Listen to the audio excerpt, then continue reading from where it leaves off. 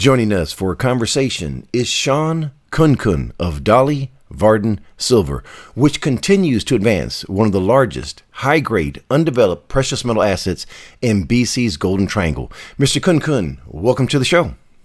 Maurice, thanks for having me on. Well, great to have you on the program, sir, as Dolly Varden Silver has just released some remarkable high-grade gold results, this time coming from the Homestake Ridge property.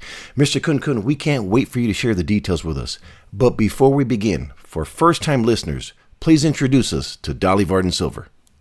Okay, so Dolly Varden is a silver and gold company located in Canada. We're in a part of Canada known as the Golden Triangle. So on the northwest corner of British Columbia, just south of Alaska, is a mining camp, one of the most historic mining camps in the world, where there's two operating mines run by the world's largest gold producer, Newmont. And our project is just south of the famous Brucejack mine. And there is a long history in the area, Maurice, that goes back about 100 years. Mines like the Premier mine that Ascot is taking back into production, the Eskay Creek mine, which Barrick operated, one of the richest gold mines on the planet. And so we have been exploring and building a mineral inventory just south of that highly prospective area. Mr. Kunkun, take us on site to the Kitsault Valley Project, which just announced more spectacular results from its 2023 step-out drilling program at the Homestake Ridge property, which intersected a new gold-rich zone to the northwest from the Homestake silver deposit. Mr. Kunkun, I have a map of Figure 2 on the screen, beginning with hole 389. Please walk us through the results, sir. Sure. I want to put some context around the results in that what your audience has to appreciate, especially some first-time listeners, the company has a mineral endowment in all categories of about 64 million ounces of silver and 1 million ounces of gold. So if we express this in a silver equivalent, it's about 140 million ounces of silver, which represents about 50% silver and 50% gold. If you go up to the Homestake side of the project, where about 20 million ounces of silver and 1 million ounces of gold are located, there's two main deposits that host that resource. What the company has done with this drill result is we're moving away from the silver gold dominated Homestake silver deposit, and there's about a 350 meter gap going to the gold dominated Homestake main.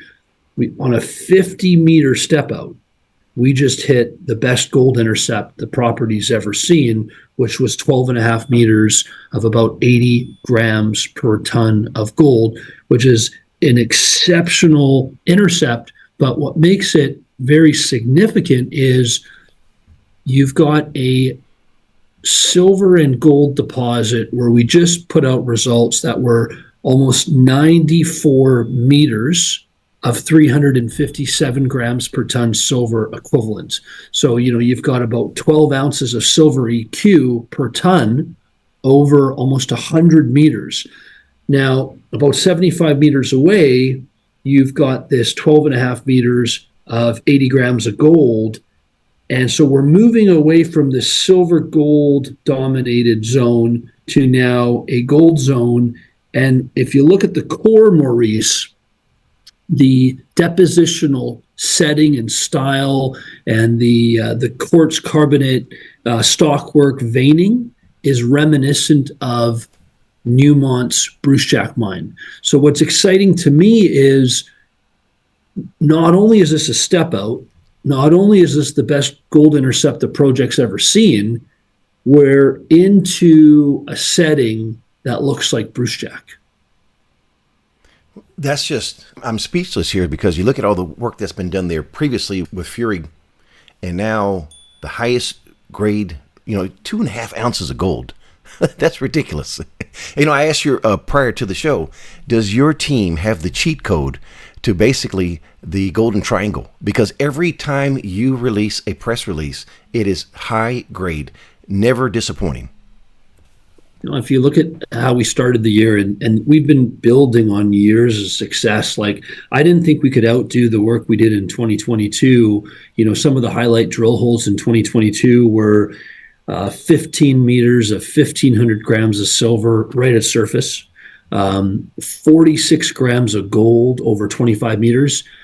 How do you outdo results like that? Well, the team has, getting 27 meters of 461 grams of silver EQ at Wolf, getting the 93 meters of 357 EQ at Homestake Silver, and now with this monster gold intercept of 12.5 meters of 80 grams per ton gold.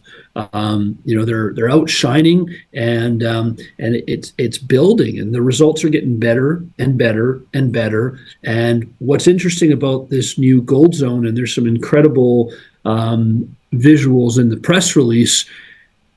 If you look at where Homestake Silver is, and you just look north where Homestake Main is, this result looks to be projecting below Homestake Main. So the next step is to get back out there and to follow up and try to expand and extend this new zone.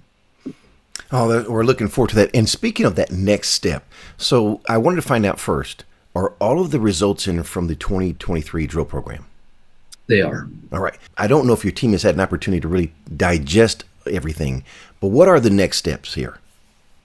Well, what we're doing right now is we had a lot of success at Wolf. We had a lot of success at Homestake Silver, and this new step out success heading up to Homestake Main. But there was a lot of other parts of the project that also delivered. I don't even talk about it, but for example, in this press release that contained almost 50 drill holes, there was a big base metal hit near a deposit called North Star. Earlier in the season, there was a big silver intercept at the Kitsault vein, which is part of the Torbrit resource. So what I've challenged the team to do is something we do every year at Dolly Varden, where we rank and prioritize the targets, and then we'll allocate a budget to those targets. So we'll be coming out with a detailed plan for the next round of drilling very, very soon. And I'm happy to come back on, Maurice, and share the details of that plan with you when it's finalized. Oh, we're looking forward to hearing that, sir. Leaving the project site, let's look at some numbers. Please provide the capital structure for Dolly Varden Silver. So it hasn't changed since the last time I was with you. We still have 270 million shares issued and outstanding, and we still have about 90% of that held by some very, very large corporate, institutional, and notable shareholders like Eric Sprott, like Hecla Mining, and like institutions including Fidelity. Can you give us a little feedback behind the scenes? What are they sharing with you based on all these results that are coming out? I think actions speak louder than words, and I think Hecla putting $10 million into the company. We closed that financing in early November, and they increased their stake from 10% to 15%. Really validates the progress we're making technically at site. Before we close, what would you like to say to shareholders?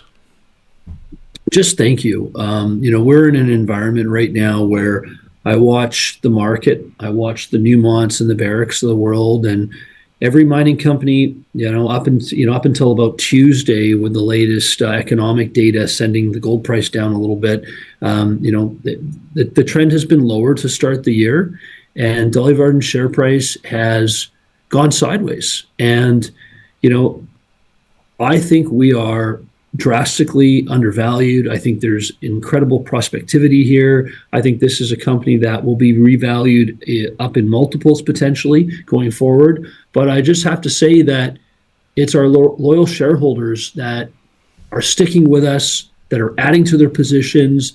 And I understand why. We're delivering some class drill intercepts, but I just wanted to really, from the whole team here, we thank you for your loyalty, for your support, and you're giving us a chance to continue to go out and deliver. I appreciate the context there, sir. I want to go back to one more question here before we leave the site.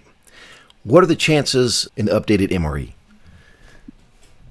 Yeah, that is the plan, is to go out and drill this thing out and put out a resource and to stamp it in time so that we have a sense of how much growth that we've had over the last couple of seasons, and so that the chances are very, very high, Maurice. All right. Last question, sir. What did I forget to ask?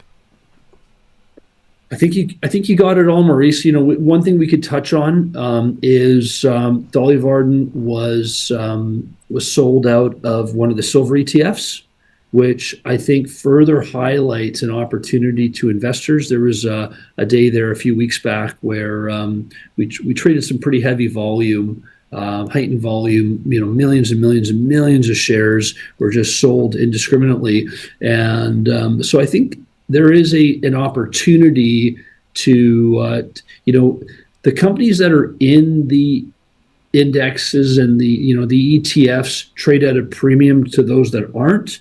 And I think that there's a great opportunity to buy names that are not in the index. I think right now that we're not in the main index, there is an incredible opportunity to buy our shares at a discount, in my opinion. Well, I second that, sir. I'm an active buyer 4 years now, and I have not sold a single share. I'm adding to my position monthly. Mr. Kun, it's been a pleasure speaking with you today. Wishing you and Dolly Varden Silver the absolute best, sir. Thank you so much, Maurice. All the best. The information presented on Proven and Probable is provided for educational and informational purposes only, without any express or implied warranty of any kind, including warranties of accuracy, completeness, or fitness for any particular purpose. The information is not intended to be and does not constitute financial, investment, or trading advice, or any other advice. You should not make any financial, investment, or trading decision based on any of the information presented without first undertaking independent due diligence and consultation with a professional broker.